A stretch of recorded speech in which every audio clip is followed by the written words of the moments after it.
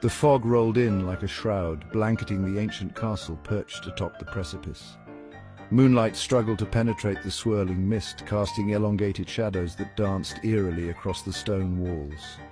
Within the castle's depths, a figure stirred, her dark silhouette framed against a tall, arched window. This was her domain, a place where shadows held court and secrets whispered on the wind. The woman, tall and elegant, moved with a grace that belied the chill seeping in from the night. Her long black hair cascaded down her back like a silken waterfall, each strand shimmering faintly in the dim light. A simple black dress clung to her curves, its severity offset by the crimson slash of her lipstick. Her eyes, dark and fathomless, gazed out at the swirling mists, a hint of melancholy touching their depths. She was a creature of the night, most at peace when the world slept and shadows held sway.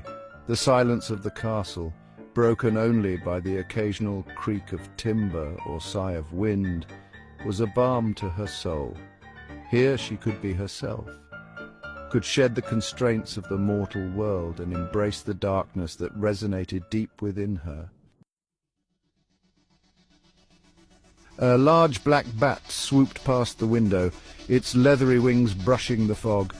It circled once, as if acknowledging her presence, before disappearing back into the night.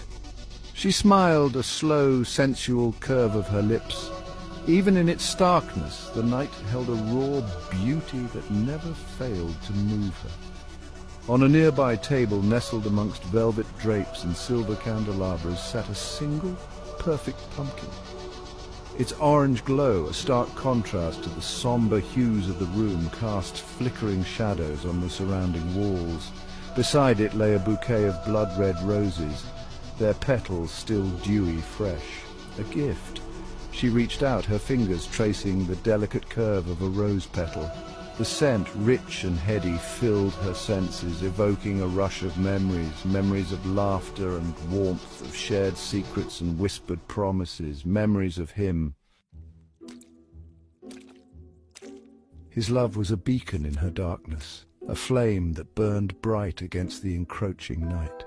He understood her, embraced the duality of her nature, the light and the shadow that coexisted within her soul. With him, she could be her true self, could revel in the macabre beauty that both fascinated and repelled the mortal world. Her gaze drifted to a nearby corner where a life-sized skeleton grinned out from beneath a tattered velvet cloak. It was a whimsical piece, more Tim Burton than terrifying, but it spoke to the playful side of their relationship, their shared love of all things Gothic and eerie. She remembered their Halloween parties, the house decked out in cobwebs and candles, the air filled with the strains of Bauhaus and Susie and the Banshees. Those nights had been magical, filled with laughter and dancing, with the thrill of transgression and the joy of shared passions. He had indulged her love of the macabre, had even encouraged it, his eyes twinkling with amusement as she donned her witch's hat or draped herself in fake cobwebs. He was her anchor, her confidant, her lover. With him, she was complete, the missing piece of her soul slotted back into place. He brought light to her darkness, warmth to her chill, laughter to her silence, and she, in turn, offered him her unwavering loyalty, her fierce passion, and the depths of her love, a love as boundless as the night itself. The fog continued to swirl outside, but within the castle walls, all was warmth and contentment. She was surrounded by reminders of his love, tangible tokens of a bond that transcended the boundaries of time and mortality. Soon he would return to her, and they would share another night of whispered secrets and stolen kisses, their love a flickering flame against the encroaching darkness, forever.